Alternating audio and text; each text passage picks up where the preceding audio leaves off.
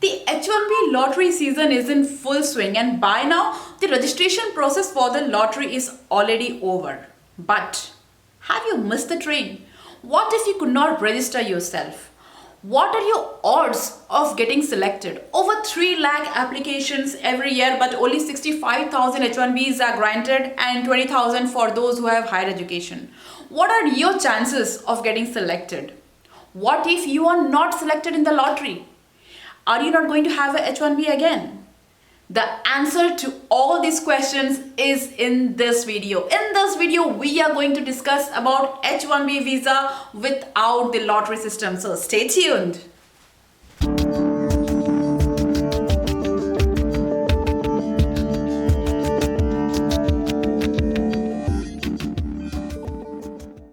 Hello, namaste, welcome to my channel. I am Pragnya Mishra, your visa and immigration guide. In this channel, we are discussing everything about US visa, immigration, travel, studying, colleges, jobs, and a lot more. So if you are interested in any of these topics, do not forget to subscribe to the channel to stay updated. So without further ado, let's get started with the video. So today's topic of discussion is H1B Cap Exempt, or in common language what we call H1B without lottery. So these are the categories of H1B visas that are allotted without going into the lottery system. It means it can be applied for at any time around the year. So in these visas, you will not have to wait for the lottery system. So basically, your employer must fall within the exemption to be able to apply a H1B visa in the H1B Cap Exempt limit for you. In this video, I will also tell you where can you find CAP exempt employers. So this is going to be a big thing. This will make it very easy to find CAP exempt employers who can file H1B for you at any time around the year. So keep watching till the end. So there are 3 categories of employers in US who are eligible for applying the H1B visa under the CAP exempt limit. So let us discuss all these 3 categories one by one. So the very first category of employers who can apply for H1B visa under the H1B Cap Exempt limit are those who are involved in higher education in US. So you need to find an employer who is in the business of higher education, then they can apply for a H1B visa for you around the year and will not fall under the lottery system. That means they will come under the H1B Cap Exempt limit. So when we talk about employers involved in higher education, what categories of employers are those? So they should be employers, basically non-profit organizations or institutions providing education for a minimum of 2 years towards any degree or a minimum of bachelor's degree, or they should be having a license towards having to be at such an institution. So these are the basic requirements that these institutions or organizations must have to come under the CAP exempt limit.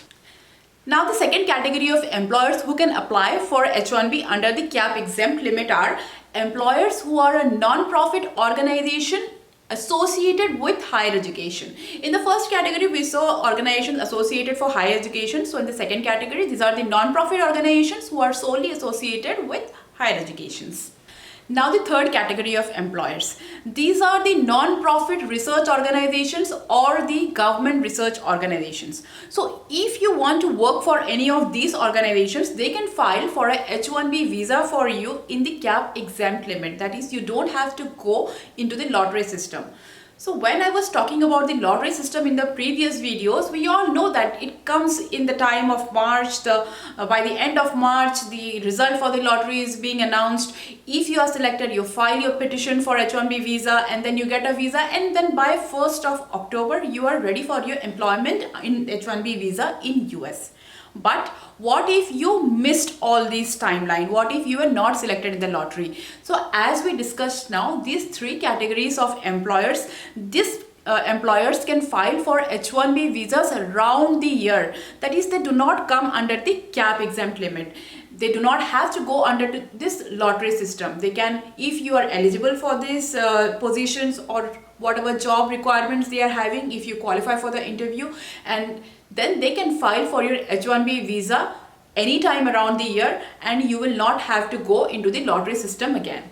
Now, one of the most basic questions and queries that will obviously come into everyone's mind is that H1B transfers.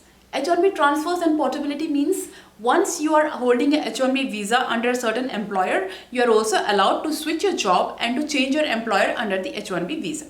So now when you are a candidate for H1B Cap Exempt, that means you are having a H1B visa under the Cap Exempt category, that you are working for the employers, the three categories of employers as I mentioned below. So now you want to switch your job. Can you switch to a H1B cap limit job or cap limit employer? That is tricky. No, you cannot. I mean, you can obviously switch to a H1B cap employer, but again, that employer will have to file a H1B visa for you under the cap limit. You are no longer a H1B cap exempt candidate now. Now your visa will be filed again in the cap limit, and again it will come under the entire lottery process. So if you are under the cap exempt and you are transferring to a cap limit employer, then you lose your status for cap exempt. So now we all know that the processing time for the H1B visas are long and may vary sometimes, but we also have the option for premium processing. Now, one of the most frequently asked questions, are H1B cap exempt candidates eligible for premium processing? And the answer is yes. They can obviously apply for premium processing. Processing fees is 2,500. It totally depends whether you are paying the processing fees or your employer is paying the processing fees. This is again in your employment order as it is specified. So if you pay the fees, your case will be processed in the premium version, and obviously within 15 days you will be having your results with you. I have given the link below where you can go and find the cap exempt employers. All you need to do is that after you get into the site, select the category of cap exempt. Then you will obviously have a list of employers. You have to go and approach them, see for vacancies, see for positions, and then apply for it, of course. And if you are selected and if they are agreeing to sponsor a cap exempt H1B visa for you, then you are good to go. So do not worry if you have missed the train, if you feel that you could not get through the lottery, if you feel that you could not get through the H1B registration process, you still have chances, you still have hopes. There are these three categories of employers who are always taking H1B employees in the cap exempt category. So you can, if you can land yourself a job under any of these employers, then you're good to go. You're good to have a H1B visa under the cap exempt category. So very all the best. Do let me know in the comment section below if you have any queries, and I will try my best to answer those for you. Do not forget to like, share and subscribe to the channel and be updated with all the news about the US visa, immigration, H1Bs, H4 and a lot more. Till then, stay safe, stay healthy. Thank you.